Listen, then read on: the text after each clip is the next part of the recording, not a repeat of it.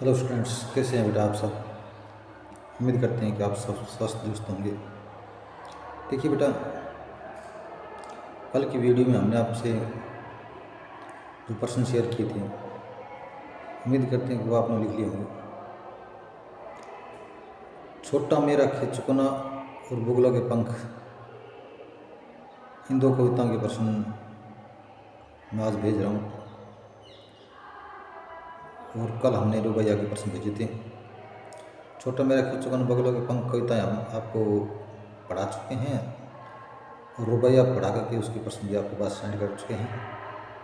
आज की वीडियो के साथ एक PDF मिलेगा, इसमें आपको जूझ, जो कि आपका वितान का एक पाठ है, दूसरा पाठ, उसके प्रश्न और आपकी जो आरोह है उसकी कविता बबूलों के पंख और छोटा मेरा खेत चुकोना के PDF के माध्यम से प्राप्त होंगे। 100 प्रश्नों को नोट डाउन करके अपना होमवर्क तैयार करना है और न केवल लिखना है बल्कि उनको याद भी करना है। तो देखिए बेटा, आज की इस वीडियो में हम आपसे बात करने वाले हैं जूझ कहानी के बारे में, जो कि एक लेखक हैं आनंद यादव। उन्होंने अपने ग्रामीण जीवन के बारे में जो अनुभव है उनको शेयर किया है। वैसे तो ये उनका बहुत चर्चित उपन्यास है, आनंद यादव का जूझ, मराठी के प्रसिद्ध कथाकार रहे हैं। उनका एक प्रसिद्ध उपन्यास है। इस उपन्यास में उन्होंने गांव के जो किशोर गई है उसके जीवन के अनुभवों को, उसके भोगे हुए यथार्थ को यहाँ पर भेजा गया है, या कहिए यहाँ पर केरा गया है। तो देखिए, जूझ कहानी एक ऐसी कहानी है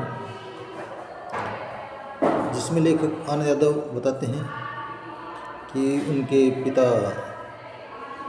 एक किसान थे। वो दिन भर खेती बाड़ी के काम में लगे रहते थे। आनंद यादव स्कूल जाता था, 4th क्लास तक पढ़ाई करने के बाद उसके पिता ने अपने काम के चक्कर में उसका जो पढ़ना छुड़वा करके खेती बाड़ी कामों में लगा दिया। लेखक आनंद यादव की पढ़ने में बहुत रुचि थी। वो पढ़ाई करना चाहता था, लेकिन उसके पिता उसे नहीं पढ़ाना चाहते थे आगे, और पढ़ाई छुड़वा करके खेती बाड़ी कामों में, पशु पालने के काम में लगा दिया। एक दिन लेखक आनंद यादव ने अपनी माँ से बात की कि माँ, मेरी पढ़ने में रुचि है। तो उसकी माँ ने कहा, बेटा, मैं इस मामले में आपकी कोई सहायता नहीं करती। यदि मैं कहूँगी तो मुझे भी तुम्हारे पिताजी मारेंगे। सो उसने भी मना कर दिया। तो दोनों ने मिलकर की प्लानिंग की कि चलो हम दत्ता जी देशराव गांव के मुखिया हैं, उनसे कहेंगे तो हो सकता है कि हमारा कहना या हमारा कार्य आसान हो जाए।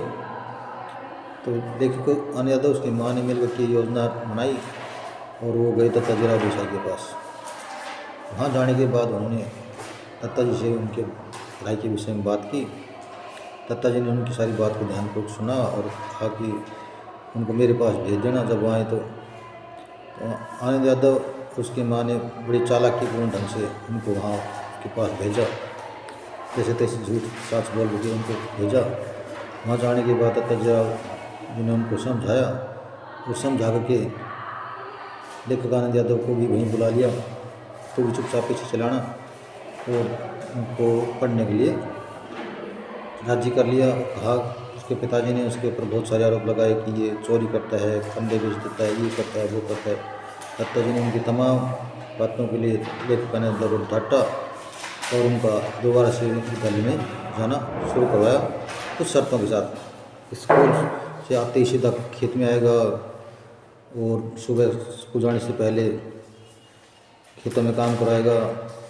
उनकी तमाम कंडीशन को माना गया। उसके बाद लेखक आनंद यादव स्कूल जाने लगा। स्कूल में जाकर उनका हालांकि पढ़ाई में मन तो नहीं लगा था, क्योंकि उसके साथ के सभी बच्चे जा चुके थे। उसके बावजूद भी उसने जैसे तैसे अपने आप को वहाँ पर सेटल किया और आगे की पढ़ाई जारी की। उसके बाद तो फिर दिनों दिन उसका इंटरेस्ट तो था ही पहले से ही ऑलरेडी, और उसका है ना दिनों दिन आनंद है ना, नाम ही आनंद या तो है, उसका पढ़ाई में आनंद आने लगा। कुछ मास्टर का साथ ऐसे मिला कि वो कविताएं लिखने लगा, कविताएं लिख करके हमें मास्टर को दिखाने लगा। मास्टर उसकी कविताओं की जो कमियाँ थी वो निकालते और अच्छी कविता बनने पर उसको शाबाशी दी। इस प्रकार से लेखक कान्हा यादव एक प्रसिद्ध कथाकार कहिए या उपन्यासकार कहिए या साहित्यकार बने। तो ये थी उनकी जीवन से जुड़ी हुई कहानी जोश। बाकी नेक्स्ट वीडियो में, तब तक लेते हैं।